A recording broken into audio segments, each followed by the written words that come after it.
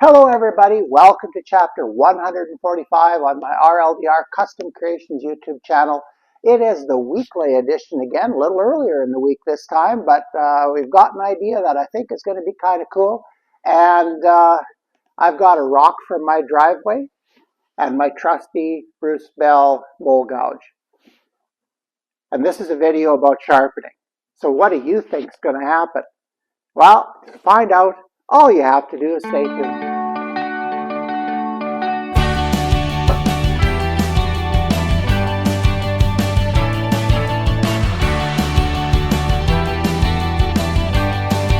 Haha, I fooled you. A little bit of clickbait there. Yeah, this is a rock for my driveway and my trusty bowl gouge, but I'm not going to attempt to sharpen it with this rock.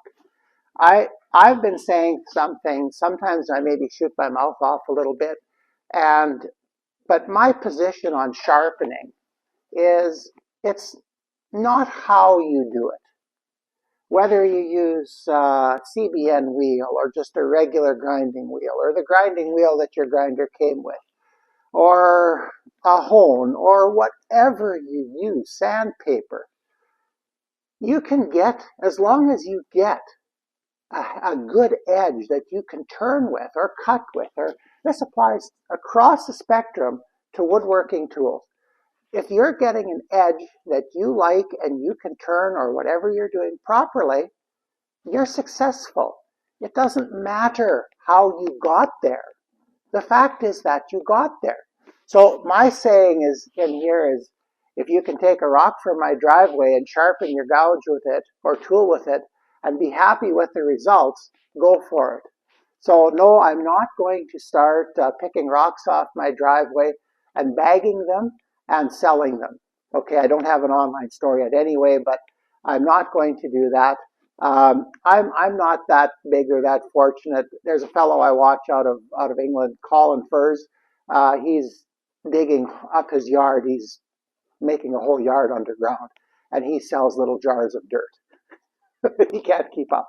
Anyway, so that's the fickleness of the internet. But no, this isn't going to be about sharpening tools with rocks. So, but it's a little bit, the clickbait thing is a little bit dishonest. So anyway, I don't do that very often, but I thought, oh, I couldn't pass it up this time. But anyway, now the real story starts. I had students, all of them grade 9s, start working in my shop again in February. And by February, if you've been following my channel at all, you know that I was in the process of my OSB workbench build. Well, because of YouTube, I find that if I'm shooting 2 videos a week, I never get anything done. And plus, we've had all kinds of other issues come up this year. So my my OSB bench build is pretty much where I left off when the last video I did. So that means I have no countertop, and then I needed a place to store all that stuff. And so I took the pseudo workbench I had in there and I threw it out, and I put my modules in there and just put a piece of ply or MDF that I had over top just so I could stack more things on it. My shop isn't where it should be yet, and I know that. So I basically didn't have any grinding capacity in my shop. And one of my students, a very, very articulate young lady, is a very, very good turner, and she wanted to turn a salad bowl set, like a big serving bowl and then 5 little bowls for their family. And she's been working away on that, but I was concerned because I had no way to sharpen this gouge. Well, okay, yes, I did. I could go to the grinding wheel and freehand it. I could do that.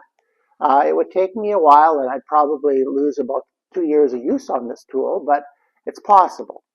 The other thing that I did, though, is I resorted to another tactic, and I'm going to show you that right away. But before we do that, I'm just going to show you what I'm up against with my sharpening area in my shop. So I'm just going to take you over my messy shop There's a rocking chair that one of my students is building. It's going to be really cool. A lot of bent lamination in there. Uh, and oops, this is that area of the shop where my sharpening is going to be. And you can see that I have a ways to go here. I think once I make this a priority, it could go fairly quickly, but so far I just haven't had time. We've had other things happening in our family, and with doing 2 videos a week, the work time is compromised. So let's head over to the lathe. Now, with only one turning student, and the student wanting to do a larger bowl for a main salad bowl, I let her use my Laguna. Oh, by the way, the screen that I have in front, that's kind of left over from my Matichel Memorial days where we had to put a screen in front of a lathe, so I do it in here. It's probably not as necessary, but maybe a nice touch. But anyway, here's the bowl that just came off the lathe. My young grade 9 student turned this pretty much by herself. I just basically helped with putting it in the chuck and doing all that. This was a core, and believe it or not, this is poplar. I felt bad giving her this blank because I didn't think it was any good. But man, oh man, that looks nice. She's going to put probably some mineral oil on it. But yeah, it's a beautiful piece, and she turned that by herself, which is truly wonderful. If I could have done that when I was in grade 9, I would have thought I was somebody. But anyway, the star of our show today is this little eze-lap diamond hone. That's how I've been sharpening without grinding. So this eze-lap diamond hone was what I used. So I'm just going to turn the camera off for a bit, make sure that I'm not shooting something where my head's half on, and we're going to come back. Well, now that we had that little shop tour, yes, this little eze-lap diamond hone, this is a fine grit. When I started using these, and I directly started using these because of a class I took with Michael Hostelak. Mike's a honer. He likes to hone tools, or at least he used to. And a lot of the other turners I turn with, they always go to the grinder, and they grind and they get an edge and they turn. Again, I don't think a person should be concerned about how you got the edge. The fact is you needed to get it. And I don't know, maybe when you're production turning just to touch up your tool every now and then, that's maybe why Mike was doing it that way. The other turners, they sharpen freehand, and they're very good at it, and they get the edge they want. They shape the tool the way they want it, and away they go. So again, they're getting the edge, but a little bit differently. Now, why did I go to this? Well, because I had no grinder. Like, yeah, I could have gone up to my CBN wheel and sharpened by hand, and I may have to do that. If I take my time, I can sharpen this gouge freehand. I'm not good at it. If you want to see somebody good at it in the Hub City Turners, Trent Watts. Trent never used any jigs to sharpen when he learned to turn. So he's great at just putting the tool on the wheel, on the rest, and sharpening. So, but if you don't have that level of skill, well, don't worry about it. There are ways of doing it. And what I did is I kept this tool cutting very well since February, just using my diamond hone. Now, there are a few qualifiers to that. First of all, the student that's turning has very good tool control for a grade 9 student. Very good.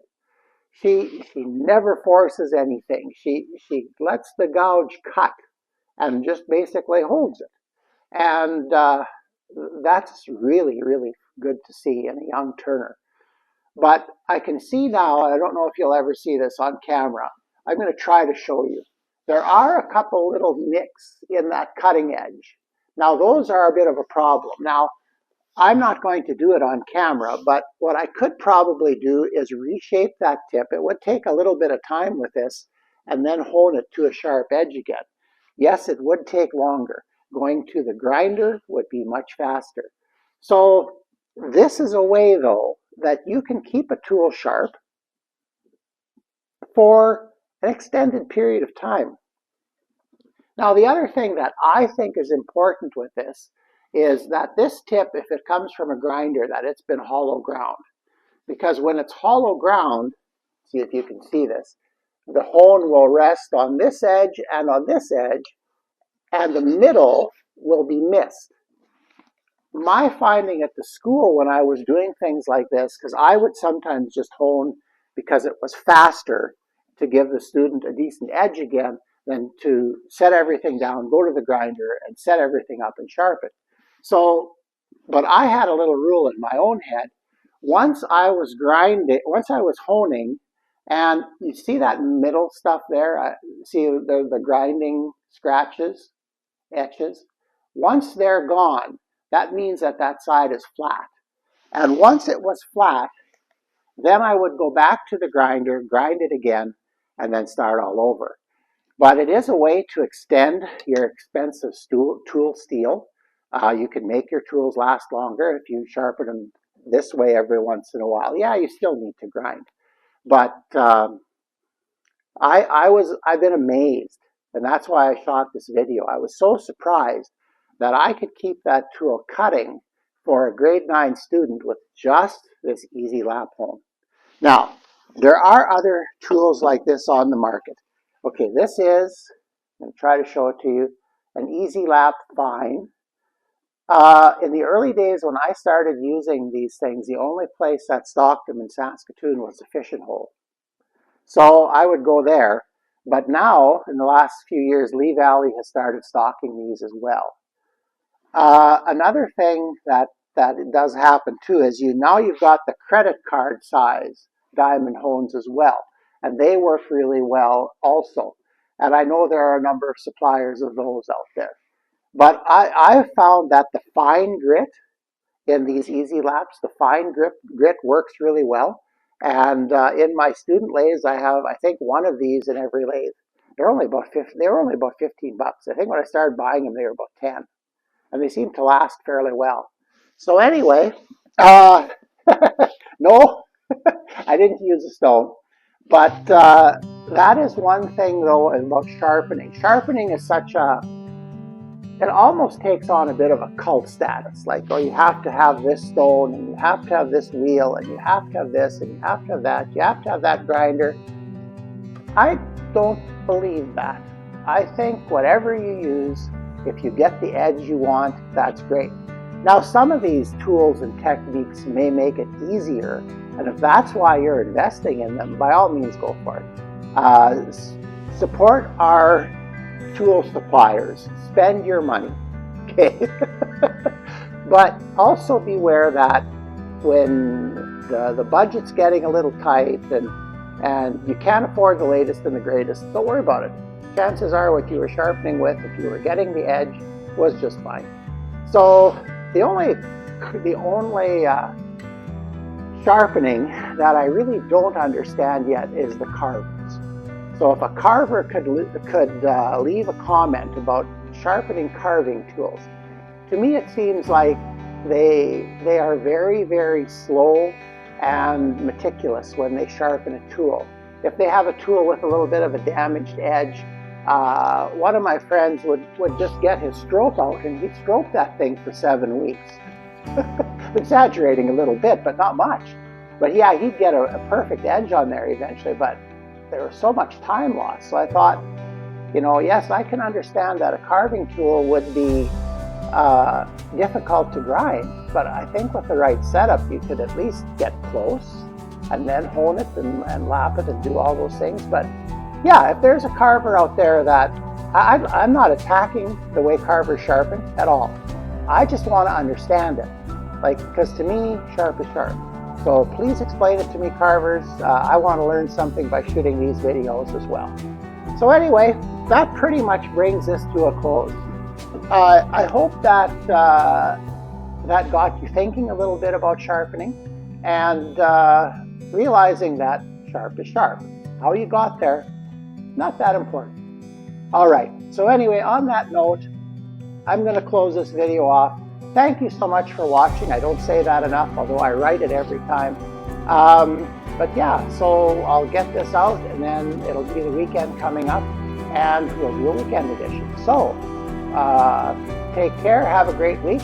We'll see you on the weekend edition.